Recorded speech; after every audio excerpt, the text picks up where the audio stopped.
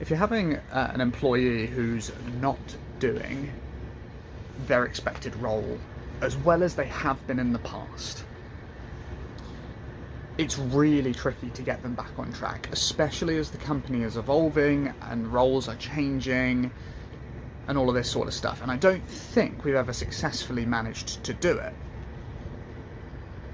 So what's the best way to go about helping them realign with the company or moving on if that's the right decision? Quite simple. It's quite simple, in all honesty, where I think the easiest thing to do, especially if this position isn't needed in the same way anymore, is saying, essentially, this is how this role is going to change. Okay?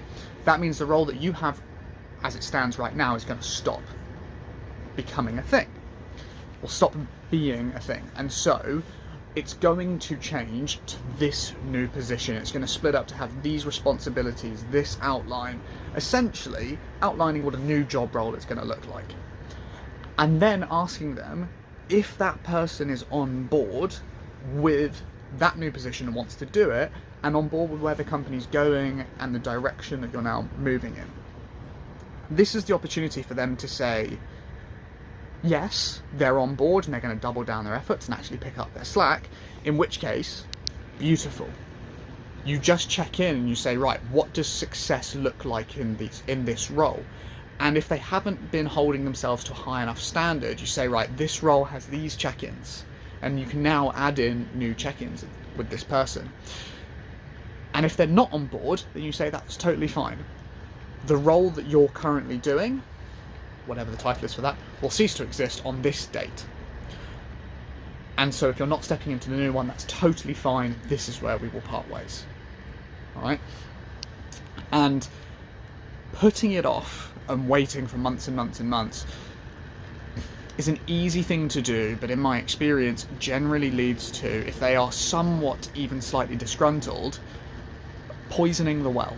It's very cancerous that one person slacking or not lifting their weight or showing what's acceptable, because you're now allowing it to be, spreads to other people really fast.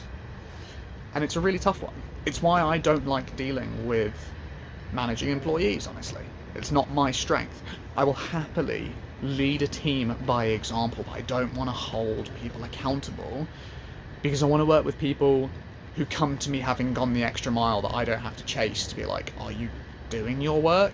They come to me saying like, hey, these are my numbers for the week.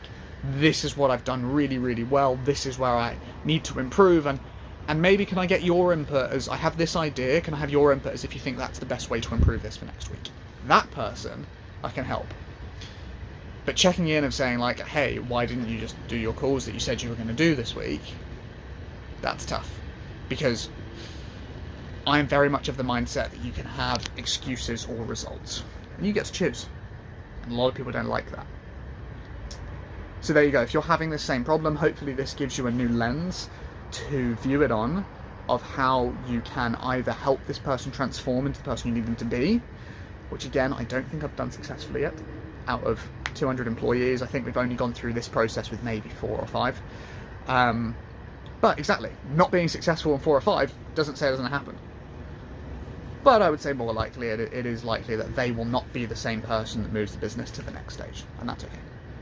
Alright guys, that's it from the beautiful city of Vancouver. Have a good one. Peace.